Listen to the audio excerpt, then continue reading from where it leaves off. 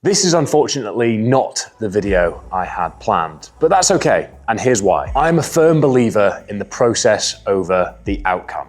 And unfortunately for me, injury got in the way of the outcome this time round. I've been training for a sub 3 hour marathon for most of 2025, and it's been an incredible process. I've made huge amounts of progress. I've ran all over the world in extremely opposing temperatures, in fact. I've met some incredible people along the way, and I've spent more time on a treadmill than I thought I could tolerate. The process of the pursuit of a simple outcome, a sub 3 hour marathon right here in Edinburgh, my home. Before we break down exactly what happened with my marathon, I want to highlight some of the process and why it's so important for me to not lose sight of that. I got to run 50 kilometers with over 150 of our Omnia performance community in London. I got to run in a new city, Stockholm, and felt very at peace in doing so. I got to run on perhaps the most scenic treadmill on the planet. I got to run a half marathon PB of 1:24:21 right here in Edinburgh. I got to run my first parkrun and approached it like my first ever 5K by going out way too fast and paying the price. I got to run a 10-kilometer PB in Austin with tens of thousands of others. I got to navigate the challenges of high mileage, high intensity amidst a lot of travel, work, fun, and change. What a privilege it is to be tired in the pursuit of a challenge of my own choosing. It was all going very well, as you can observe right here on this YouTube channel, and I was actually going to be targeting 2:54 as my marathon goal. Peak week came along, 72.5 miles, some very tough sessions, and my longest run of the training block scheduled in for the Sunday. Up and down to London, and with some new team members starting with us at Omnia, it was a busy week. The training was tough, for sure, but that's entirely to be expected at that point in a marathon prep. I was dreading Sunday all week. 5K warm-up, 25K at marathon pace, which I'd set at 4:07 per kilometer, and a 6K cool down. 36 kilometers total. It was intimidating me, so I decided not to film it, to get out there alone and just put my head down to get on with the work. And I smoked it. The best training run I've ever had. Super smooth, super confident, and boxing off a big week with no pain to report. This was Sunday, the 4th of May, exactly 3 weeks out. I woke up on the Monday morning and couldn't move my hip. It was agony. I really struggled to put weight through it and immediately booked in to see my physio, Benji. Gluteal tendinopathy. Great. Tried to run on Thursday? Nope. Saturday, 5 kilometers on the treadmill off the bike. Okay. Sunday, I hit my planned session on the treadmill, which was 3x5K at marathon pace with 1 kilometer float between efforts, 21.1 kilometers of volume total, and it eased off nicely during the session. But when I woke up on Monday morning, we were back to square one. I'll admit, this is the point at which I started to lose faith and wondered if it might be game over. But let's take it one day at a time, and took the decision to just stay off my feet until race day to try and let it rest so that I could give it my all come marathon day. This was an interesting place to be mentally. Balancing the fact I'd done a huge amount of quality work and banked a load of progress versus you've stopped running entirely and expect to run a marathon. You're fucked, mate. The question of will my hip survive was playing on a loop inside my head until race day. Nothing, and I mean nothing, these days gets me as excited as the collective energy, collective nerves, and chaos of a pre-race morning. Especially in my home city, seeing the streets swamped with athletes and supporters, it was something truly special. I'll be honest, all of the stress, doubt, and what-ifery of the past 3 weeks was gone.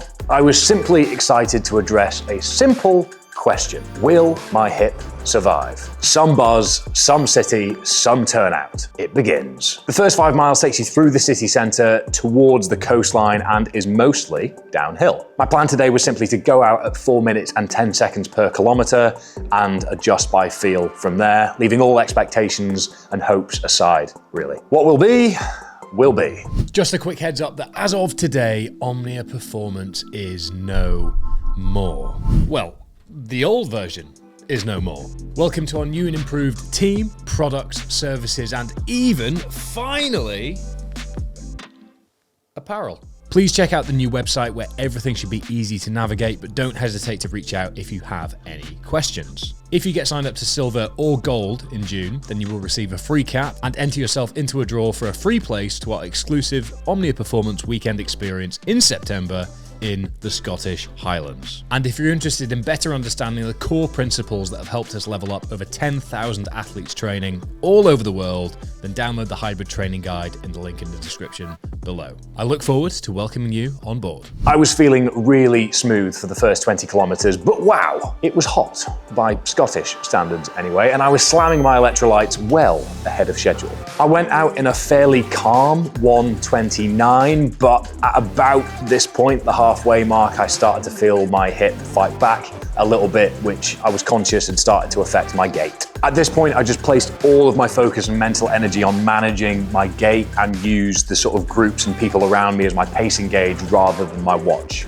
The coastline here is stunning, and whilst I know it like the back of my hand, I couldn't help myself from smiling with a sense of pride at the thought of all of the thousands of people experiencing it for the first time. However, my hip was deteriorating quite quickly at this point, and reality had started to whisper in my ear. At 28 kilometers, you turn right towards Gosford House, which is on a beautiful coastal rural estate, before heading back left towards Edinburgh. This came with a slight change in terrain, which came with a slight increase in stability demand, which my hip very much did not like. Reality was no longer whispering. It was shouting in my ear, "You're in trouble, buddy."